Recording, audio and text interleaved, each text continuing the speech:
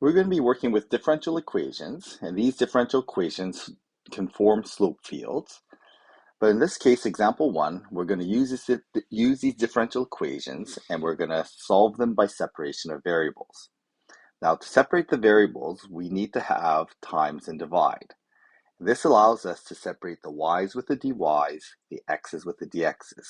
So in this case here, with the dy, I'm going to move the y on the right-hand side to left by dividing. And so I end up with 2x on the right-hand side, and I'm going to move the dx to this side by multiplication. So once I've separated, I'm going to integrate both sides of the equation.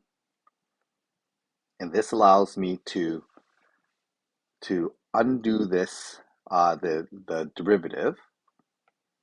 So here, the integral of dy over y is log y. On the right-hand side, when I integrate this, I'm going to end up with 2. And then x becomes x squared over 2. Notice the 2's will cancel out. And then don't forget the plus c. So I've separated, I've integrated both sides. What's implied is I want to solve for y. So to solve for y, first of all, I'm going to get rid of this times 2, divide 2.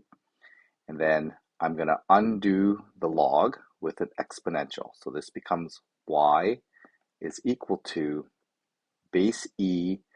This becomes power x squared plus c.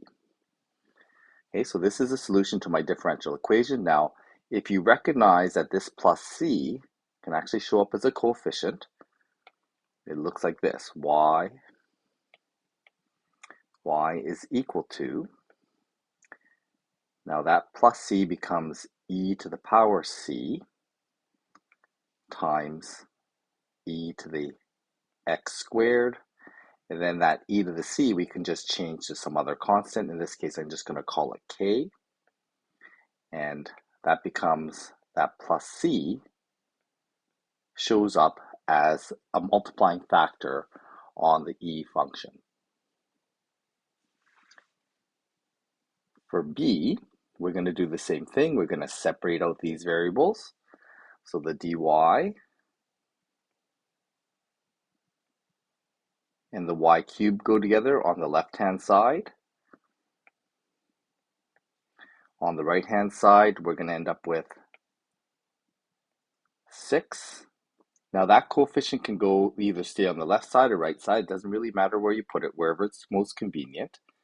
And then we have x times dx. So separate the variables. We integrate both sides again. For the left-hand side, since this is power -3, we're going to end up with y to the power -3 plus 1 is -2. Divide by -2. I've applied the power rule for integration on the left-hand side.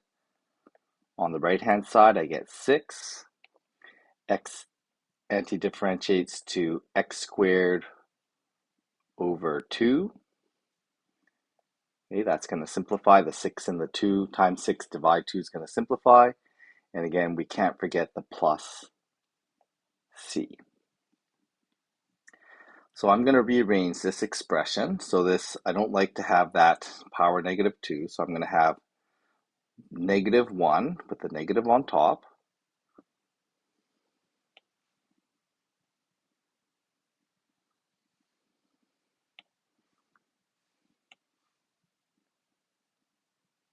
And then the 2y squared is in the denominator.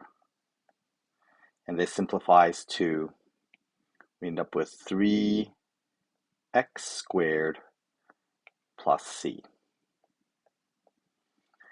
Okay, solving this now, we're going to cross multiply this. So I'm going to end up with -1 over 2, and I'm going to cross multiply with the y squared here.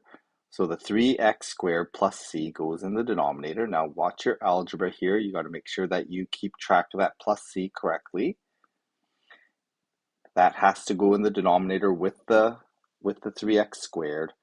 And then this is equal to y squared. Okay, so then we can leave our equation like this implicitly. Often we are often asked to solve for y. So in this case, y is equal to plus minus the square root of -1 over 2 times 3x squared plus c.